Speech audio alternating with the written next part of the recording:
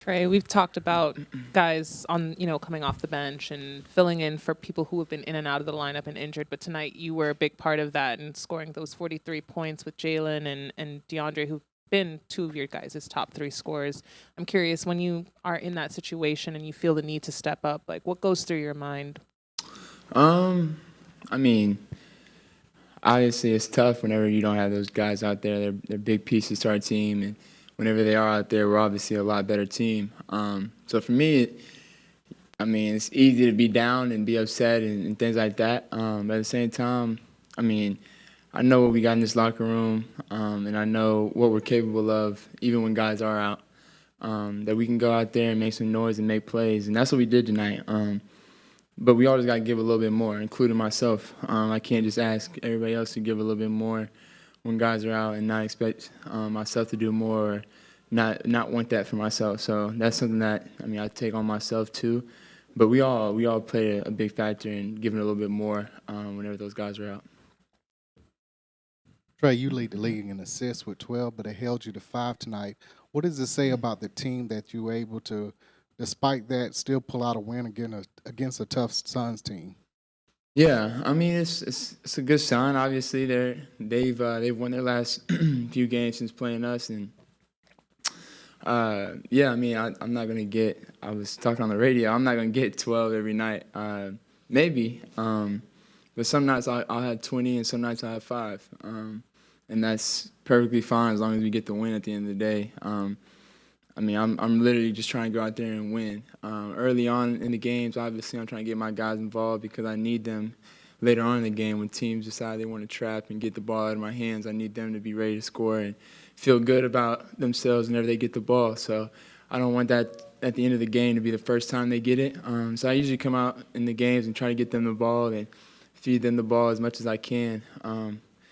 And I even think tonight we had some opportunities. Guys just missed layups and floaters around the rim. I mean, I had 5. I probably could have had more, but I really don't care. I'm just glad we won, and that's the goal at the end of the day. I know you were questionable with an illness going into this one, but obviously season high, I think 43 points didn't seem to affect you too much. What was kind of the extent of that and obviously overcoming it? Yeah, I mean, I think sometimes not feeling well and getting a little bit more rest can help. So yeah, just getting a little bit more rest and ready to play. We had a game that didn't happen a few days ago, so we had a little bit more fresh legs. And yeah, I wasn't feeling really well yesterday and still this morning, but I was able to get some more rest being in the bed all day. And so maybe that helped a little bit, but I don't think that's a key to success for sure. 2020 night for O tonight. What did you kind of see that fueled that success for him? I think just his energy. Like he was playing with a whole bunch of energy around the rim. He missed a couple layups, or not layups, floaters. I think he bobbled a pass I threw him early in the game, and he was kind of upset at himself. And we went to the timeout, and I mean, I told him to keep feeding him. Like he's gonna have those looks all night, and I mean that middle is wide open, and I need him to be aggressive. And we all do. So he just kept being aggressive and using that energy that he started the game with, even though he didn't make a few shots and maybe had a turnover. He just stuck with it and just kept playing aggressive, and that's what we need from him for sure. Trey, not to pick on him, but Bradley Beal, like in the first half, Garrison set kind of like a ghost screen, and Bradley Beal kind of shifted off of you and gave you space for that deep three. And then in the second half, he still kind of gave you space, and you hit another deep three. Just wondering, what do you think when you see guys kind of give you space or kind of switch off of you? I mean, it's something that obviously I look at when I'm out there on the court. I want to see what the defenders are doing. I mean, this year obviously my shooting is a little bit down, but if you watch our games, you would know I'm not taking as many attempts either. So I feel like sometimes when you go into a game, you're expecting me just to get guys involved and just pass, and that's why I do pass. That's why that is a threat. So. I mean, I do get looks sometimes, and I say nowadays, but it seems like now guys are more worried about my passing than my scoring. So sometimes you got to remind them that you can score too.